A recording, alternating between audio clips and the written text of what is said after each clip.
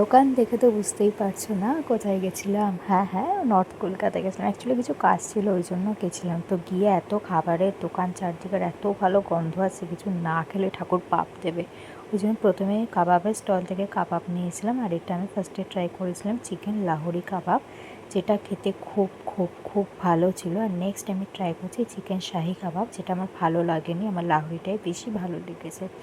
দেন আমি ট্রাই করলাম ভেটকি মাছের কোলাপুরি। অ্যাকচুয়ালি ডিশটা হচ্ছে তোমার ভেটকি মাছের ফিলের মাঝখানে চিংড়ি মাছের স্টাফিং করা। এটা খেতে খুব ভালো ছিল, তোমরা নীলাচলে গেলে অবশ্যই ট্রাই করো, আমি রেকমেন্ড করছি। অ্যান্ড যেরকম ক্রিস্পি আর ভেতরে কিন্তু প্রচুর চিংড়ি মাছ ছিল, আমি বলছি কিন্তু রেকমেন্ড করছি খেও। আর দেন নীলাচলের যেটা ফেমাস মাছের কচুরি আর আলুর দম, 2 পিস কচুরি, 2 পিস আলুর দম, স্যালাড, আমার মনে নেই কত নিয়েছিল।